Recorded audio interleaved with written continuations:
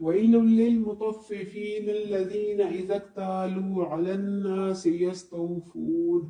بربادی ہے ناپ تول میں کمی کرنے والوں کے لیے، جب لوگوں سے ناپ کر لیتے ہیں تو پورا پورا لیتے ہیں۔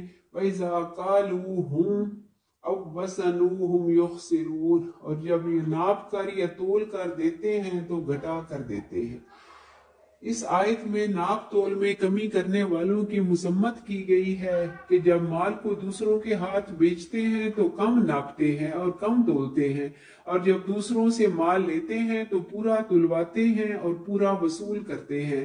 ناپ تول میں کمی کا رواج شعیب علیہ السلام کی قوم میں تھا، ان کو بار بار سمجھایا گیا، وہ نہ مانے، بالآخر عذاب آیا اور ہلاک ہو گئے۔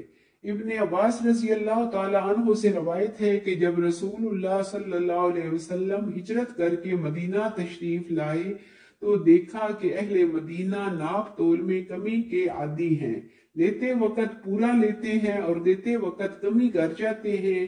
ان آیات کے نازل ہونے کے بعد اس عادت سے ایسے رک گئے کہ آج تک اہل مدینہ پورا تولتے ہیں۔ ناپ تول میں ڈنڈی مارنے والا کوئی بڑی مقدار نہیں اڑاتا، بلکہ خریدار کے حصے سے اتنی کمی کرتا ہے کہ لینے والے کو اس کمی کا پتہ ہی نہیں چلتا۔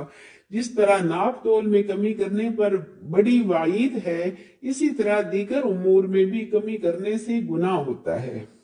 یہ ضروری ہے کہ نہ تو حقوق اللہ میں کمی ہونی چاہیے اور نہ ہی حقوق العباد میں۔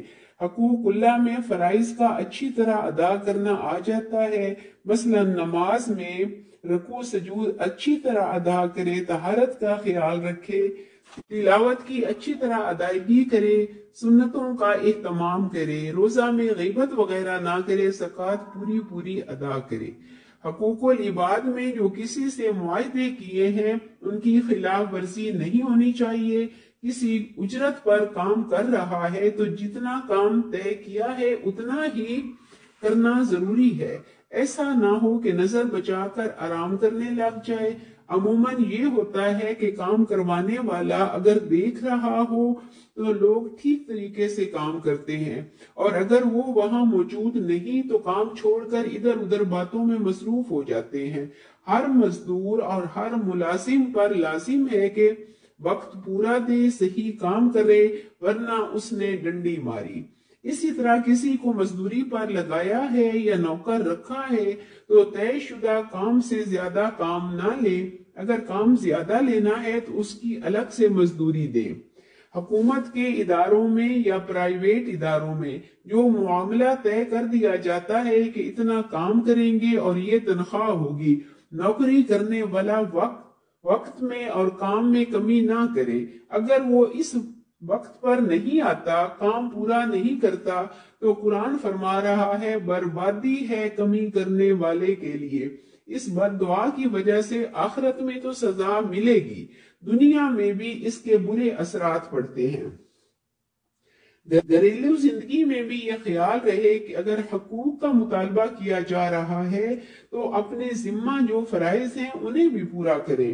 أَلَا يَظُنُّ أُولَئِكَ أَنَّهُمْ مَبْعُوثُونَ لِيَوْمٍ عَظِيمٍ يَوْمَ يَقُومُ النَّاسُ لِرَبِّ الْعَالَمِينَ۔ کیا یہ نہیں سمجھتے کہ ایک بڑے دن اٹھائے جائیں گے جس دن لوگ اللہ کے سامنے کھڑے ہوں گے؟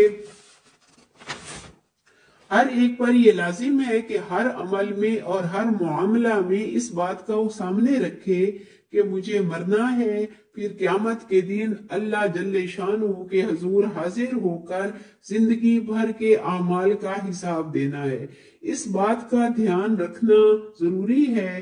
جو اس بات کا دھیان رکھے گا تو نہ حقوق اللہ ضائع ہوں گے اور نہ ہی حقوق العباد۔